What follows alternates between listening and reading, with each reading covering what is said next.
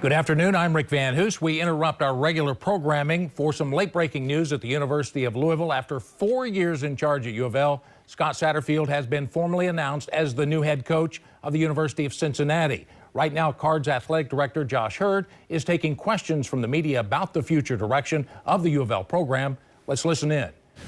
A great opportunity for us to find the next leader of this football program. I think this is one of the better jobs in the country, and we are going to do everything we can to find the best leader for this football program that will work well with the department, the university, the community. I would tell you that our search for a new head coach has already begun. I can tell you that I think I'm prepared, or as prepared as I can be, to make sure that we find a really, really good leader for this football program. And so that's what I have started to do and will continue to do till we find that person. In the interim, I am going to name Deion Branch as our head coach to get us through the bowl game. I don't think he is planning on doing this long term. Unless he tells me something different, I don't anticipate him being a candidate for this job permanently. His wife has actually told me that is not an option. Her exact text was, "You can have him for 2 weeks."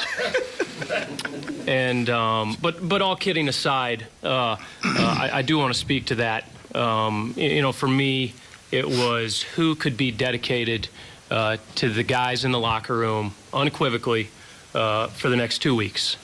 And while there is a very good staff, and we have, to me, some very good assistant coaches, I think the one guy that could, without a doubt, give every minute over the next 2 weeks to the guys in that locker room, that was Deion. Fortunately, he's in a position where he doesn't have to worry about what his future looks like. All those 10 assistants, they do have to worry about that. And so I thought this was the right decision to make here. And so that's the decision we made. And Deion and I talked about it this morning. And so with that, I'll turn it over to him, have him say a few remarks, and then open it up for questions. Thanks. Thank you, Josh. Thank you all for coming. And, well, first of all, let's just say this. I am super grateful, super thankful for the opportunity to represent the University of Louisville, my university.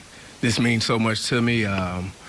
When Josh gave me the phone call, trust me, I was super overwhelmed with being just the thought of Josh and the entire staff, his entire committee, them thinking of me to actually hold this position down. Me personally, I deal with these young men on a daily basis. I know exactly what these guys are going through on a day-to-day basis, and I understand. And like I told Josh, this is a tough decision for myself because we have 10 coaches that are super qualified for the opportunity to be in this position, and it speaks volumes for Josh and the staff to actually select me to do this, and I'm super grateful for that, Josh. But I'm more importantly, way more grateful to go out and lead these men on the field for the bowl game. And I think that's enough for me because this right here is over my head right now. One thing I am going to be super excited about is sitting in Coach Satterfield's chair. So I think that is going to be great. The fact that Janelle Smith was one of those guys, my head coach, a guy who I love dearly, sat in that chair, and I think I'm super honored to be a part of that, to actually be the guy to sit in that chair as well. But I don't have anything else to say. I'm super thankful, super honored just to be here. And I can't wait to hear what you guys got to ask, because I don't have any answers, really. First of all, for Josh, this is from the AP. Will you talk to anyone on the current staff that if they stay, will they be obviously looked at as a head coach? I've started to go through that list, and I don't anticipate anybody in our current staff being in a position to potentially be the head coach here. And how do you sell this program to a coach and make it a destination rather than even a just a dropping off point or a stepping stone to another big job. How do you sell that, Josh? I think I talk about what this program is and what it can be, what it has been, quite honestly. I don't want the University of Louisville to take a backseat to anybody, and that's my expectation. I truly believe that this can be one of the best programs in the country. Are we there today? No, we're not there today. But I anticipate, and I'm going to do everything I can. I'm not going to sleep till we find somebody who, at least in my mind, wants to be here for a long time. I think that's really, really important for me. I think programs are built on continuity. And in order to create that continuity, you have to have a leader who wants to be here for a long time. So that's going to be an important part of any of the conversations I have. For both of you, I guess, have you met with the team? What did you kind of tell those guys? And what happens the rest between now and the bowl game? Because there's so many moving parts with recruiting, and I know the staff is out on the road. Do you pull those guys back or keep them recruiting? Yeah, I've start with the current team and met with as many of them that were available here at 1 o'clock. And it was a fairly brief conversation. Obviously told them that Deion was going to be serving as their head coach for the next couple of weeks, and told them the information that I had as far as Scott going to Cincinnati, which is not a whole lot, to be honest, and just told him to hang in there with us, and told him to have some trust and faith and patience in me, to find them a really good football coach and a really good leader. And so that's what we're going to try to do. As far as the staff goes, I think, and it goes back to why this decision was made. They've got to worry about their families. They've got to worry about themselves, and that should be priority number one for them. And so that's what they're going to do. And so having those conversations somewhat individually as far as where they are and when they're coming back and things like that. Yeah, Josh, when did you first learn that this was a possibility that Scott would go to Cincinnati? And were there any conversations with him about extending or enhancing his contract? Yeah, Scott and I have had a couple of longer conversations. The first one the week, I guess the Sunday after the UK game. And that was just what we do every year, just sit down and talk about the program. And then we had another one on Saturday. And once again, just tried to talk through things, where he thought the program was, where I thought the program was. Found out later that evening that there was an interest there, a mutual interest between Cincinnati and Scott, and then found out earlier this morning that he had accepted that position. Was there any discussion of a contract extension or enhancement? There wasn't today. Scott and I had talked about, like I said, just some things relative to the program, but I'm not going to get into specifics as far as what we talked about. At the end of the day, he thought he thought going to Cincinnati was the best opportunity for him and his family, and so now it's our job, it's my job to make sure that we find a really qualified leader to lead this program. How much pressure do you feel with all these deadlines so close? I mean, not just transfer portal stuff, but also one of the best recruiting classes this program's ever had. Yeah, I think I operate with a sense of urgency no matter what I'm doing, and so that sure isn't going to change. I'm going to do everything I can to find a football coach here as quickly as we can, but we're not going to make some knee-jerk decision because we think we have a deadline to meet. I'm confident in what this university presents as far as football, as far as a university, as far as academics, as far as a community, and so we're gonna do our due diligence and make the right decision here. For one follow-up, so the elephant in the room, so to speak, is Jeff Brohm. How do you deal? I know you can't probably talk specifics, but the kind of person you're looking for, you touched on, wanting somebody here who wants to be here for a long time. What are some of the other core characteristics of a person that you see in this job next? Yeah, I'm, as I say, I'm a little jaded after spending a handful of years with Jay Wright, but I'm convinced that you can be a really good person do everything with the utmost integrity, and still win a whole lot of, in this case, football games, in Jay's case, basketball games. And so that's going to be priority number one, is just making sure we have somebody that unequivocally wakes up every day and does the right thing. I'm confident that there's those out there that do it the right way and can also win a lot of football games. And so that's what we're going to shoot for. We're going to shoot for somebody who really, really cares about the young men in that locker room. That's extremely important to me. That's exactly what I told them, going back to just guys have a little faith and patience and trust in me. And I think that they have a good enough relationship with me to give me that. And, from there, it's somebody that at the end of the day can put an exciting product on the field. That's important. There's a 60,000 seat football stadium out there for a reason. And so we've got to try to do what we can to fill it up and have people watch our program. Josh, you've had kind of an interesting first year as an AD. First, you have to fill the men's basketball coaching job, and now this. How do you, pull from that coaching search and that experience into this one? Yeah, I think it's just experiences in life as a whole. And if you're not learning when you're going through any process, then you're not doing something right. So we'll take the good and the bad from that search, and lean on the 15 years that I've had as an administrator, and be confident in the decision we're going to make here. Do you plan to use a search firm, and what's your expectation in terms of the current assistant coaches? Do you expect them to stay through the bowl game, or do you think some of them will leave before then? Answer the question around the search firm. I'm working through that right now. To be frank, I'm not 100% sure. If it provides a better opportunity for us to, I think, vet the most qualified candidates, then that's what we'll do.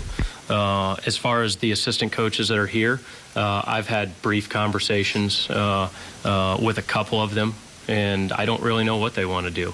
Those are conversations that we need to have, and I think Scott and I have a good enough relationship. That was the one thing that I asked of him this morning, is please be transparent and let me know what your thoughts are as far as assistants go, and he agreed to do that. And I think he wants to leave on the right foot here, and I know he'll do that, and that just being transparent about that's part of that. But I know that didn't really answer your question, but that's where we're at with the assistants. With the recruiting class, do you reach out to try to keep that class together, or do you stay in communication with them? How does all that work? It'll be all hands on deck. I think Deion's going to be a recruiter before he's a football coach. No, it'll be anybody and everybody that can have a conversation with that group of young men, and explaining to them what the opportunities are here. I know this isn't always the case, but I think by and large they still commit to a program and a school as opposed to an individual. And there's a lot of things to like about this university and this program. And once again, I think we have to make sure they understand that we're going to make a really good decision in the future of this program. Josh, Fred kind of alluded to it, but Jeff Brohm is a name that everybody talks about. Do you anticipate reaching out and seeing if he'd be interested in this job? Yeah, Jeff just played for a conference championship in the Big Ten. I would tell you anybody that played on Saturday in a conference championship game is going to be on a list of people that I would want to look at. They're competing at the highest level. And so I would tell you I don't know Jeff personally. And so to comment on whether or not he would be a candidate, I can't do that right now. Deion, you had such a career, all these highlights, but to think back to when you got here as a player, to be sitting in that chair right now, even for just a bowl game or whatever, that just the series of events and how it feels to be sitting back here now. Oh yeah, that's the beauty in it. I think overall, let's just go back to January. Josh reached out and offered the job, the player development job. I didn't anticipate this leading into an interim head coach position. I think this is crazy, but more importantly, I think the time that I've been here and the moments that I've shared with these young men in the locker room, that's the most important piece. I think that it was a no-brainer at first. Like I said, I was overwhelmed at first when Josh called and said what he said about it. But initially, I just started thinking about the guys in the locker room. I started thinking about the city. I know what this means to the city. Just me coming back, having the opportunity to be the player development guy. The entire city was in an uproar, and now I can't imagine what the thoughts or what they're going to be believing now. Like, no, I'm not going to be the head coach, okay? This is just more so me just wanting to lead these young men out on the football field. We have a bowl game, and the main objective is to go win the game. You know, we're not just going out there just to play the game just because, but we're going to win the game. Deion, this is it's happened so recently. I don't know how much time you've had to process this, but do you have an idea how you will structure things over the next couple of weeks and what game day will be? Will you call the plays? How are you going to delegate? I wish. You're right. He's trying to get to 3 o'clock. I know. Man. This was like, 2 hours ago? You know, and I cried for about an hour and a half. So I'm telling you, no, I don't have none of that. Just having the opportunity. Josh reached out. Hey, can you be here by 2? I'm like, yeah, what's going on? I'm naming the interim head coach. I'm like, you got to be kidding me. So, but no time to do all that. No structuring. I think, like I said, the beauty in it, you know, Josh and I don't know anything. The amount of coaches that we have that was at Coach Satterfield's disposal. He had a great group of assistants. Those guys are going to do an amazing job. I'm just here. They will do an amazing job, I promise you. Like I said, the main thing is to go out and win the game. But trust me, it's not just me. I'm surrounded by amazing assistant coaches, amazing guys, and they will do a great job for this bowl prep. Deion, you kind of alluded to it. Your relationship with the guys this year, yep. and how that's built since July or August, whenever you kind of came on. Yep. What can you kind of put into words how it's been with this team, and then as a follow-up, will you call John L., get some advice a little bit? Well, just speaking of the young man that's in the locker room, it was great. It's been amazing. It's been everything that I thought of. There were some moments that made me question some of the things in a good way, but overall, it's been amazing. Me just giving these guys all the resources that I have to give to them, you know, and spending the days and seeing these guys go through the blood, sweat, and tears that they go out on the football field, me having the understanding of what they're going through, sharing those intimate 45, 50-minute conversations with these guys outside of the game of football. That's the most important piece, you know, especially for myself. That's why I took this role. That's why I was so grateful and thankful that Josh extended the job offer to me. But me personally, reaching back, trust me, I'm calling every coach that I know just to get any little tad bit of advice. And Deion Sanders will be the first one I call. You know, I guess he spearheaded, he was hired 2-3 days ago? And now I get an interim head coaching position. This is great for all the Deions. All the Deions. All the Deions in today's world, man. This is going to be amazing for the rest of the young men. So, but John L. will be someone who I would call. And it is nothing. I think more so, I'm pretty sure he'll probably call me first before I get a chance to call him. But having the opportunity just to speak to him on that level. Look, I'm not a head coach, you know, but I know one thing, I can lead guys. And that's one thing that I will do. I will give this team everything I have, give these young men, continue to give that to them, you know, and then pray and hope that we can give this city a victory. 3 more. Josh, I don't know. We probably touched around this question, but I don't know if we asked it straight up. And if we did, I'm sorry, a million things. But I know you don't have a deadline for yourself in these situations. Do you have a time frame? Do you have something in mind that you like to do as far as getting something? You know, and you can say that not really going to answer the question here, Eric, but as soon as possible. And I mean, I'm going to work day and night because it's. I mean, this is one of the most, if not the most important positions in our athletic department, quite honestly, on our campus. And so I will work tirelessly. You know, I thought going back to Saturday night, you know, that, hey, this is the potential's there. And I haven't slept since then. I took a little break yesterday, and but we're going to work till an M head coach, and I don't know how long that's going to take. Sorry. Will Cincinnati or Scott have to pay you back? Are there buyouts involved where you actually get money? And what kind of money is that, presuming there is? I believe there is. I haven't looked at his contract specifically, but I know that there was a significant buyout relative to the remaining years on his contract, but I haven't even had a chance to look at that. Gotcha. But it's found money for you guys, and that, from that standpoint. Correct. So the modern day, what the market will bear, I mean, stuff like $6 million is being thrown around. Is Louisville able to, with all the challenges it's had in modern times financially, is it able to compete in that level financially? Yeah, I think we're I am confident that we can go get the coach that we need to get. Can we pay $8, $9, $10 million a year? No. But I think this university, this department has shown that we don't have to be at the top of the spectrum to be competing with the very best in the country. Deion, has it dawned on you how ironic it is that you're getting this opportunity and your first coaching job will be in Boston? I know. How crazy is that, right? Yeah, Josh spoke about that, and just speaking of, you and I was working together 2-3 years ago, and now here I am sitting here. But yeah, having the opportunity just to go back, just to be a part of this, whether it be like my mom and my stepmom said, Deion, just embrace it, enjoy it, have fun. The same thing, my wife, my kids. When Josh called me, my daughter was in the car, I had her on the speakerphone. She's texting, and he's offering a interim head coaching position. And she just smiled, and I'm like, she just understands the strenuous schedule that these guys have. And like, Daddy just won't be around as much for these next 2 weeks, but she's super excited. My wife, my kids, everybody, my family, all of my friends. I can't imagine, but it hasn't dawned on me yet.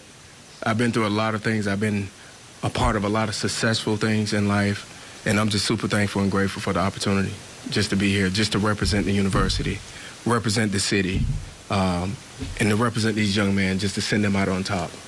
That's the most important part for me. Good. All right. Thank you, guys. Good.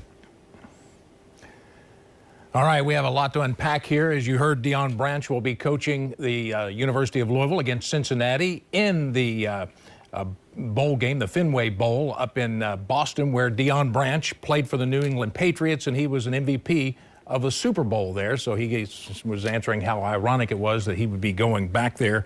A couple other things Deion was talking about, the recruiting class, and Josh heard as well. They're going to have to try to hold together that recruiting class, which is currently ranked 19th in the country. A couple of other things to note. Josh Hurd talked about the stadium. It was kind of interesting. I'm sure Scott Satterfield had looked in the stadium. He had lost the fan base. They were drawing peanuts what they normally do. 61,000 is the seating capacity at Cardinal Stadium. The fans had basically given up on Coach Satterfield, even though he had turned this season around, and they're headed to a bowl game, finishing 7-5. And of course, the Jeff Brom rumors. Jeff had said earlier this year against to the Flagey Club that when it was offered after Bobby Petrino had left, that it was just 2 years into his tenure at Purdue. He said it wasn't the right time. He says we're 6 years in at Purdue now, so things are different. So he kind of opened the door there a little bit. But today, Jeff Brom had said up at Purdue that he had been getting text all morning long. He was caught off guard by the Satterfield leaving to Cincinnati, and he had said that he is concentrating on coaching the Boilermakers in the Citrus Bowl against LSU, and he's going to block out all of the outside noise. But get ready, because the Jeff Brom rumors will be buzzing for sure. They also mentioned the 10 assistant coaches. Now, you must understand that Scott Satterfield is friends with most of those. He brought them from App State to come here. They will more than likely be part of the staff at Cincinnati when he goes. And talk about a dynamic. Here you have U of L, who lost its coach, going to playing against Cincinnati, who lost its coach and now has a coach that coached U of L, and the assistant coaches will probably be heading up there as well. That game is on the 17th at 11 in the morning up in Boston.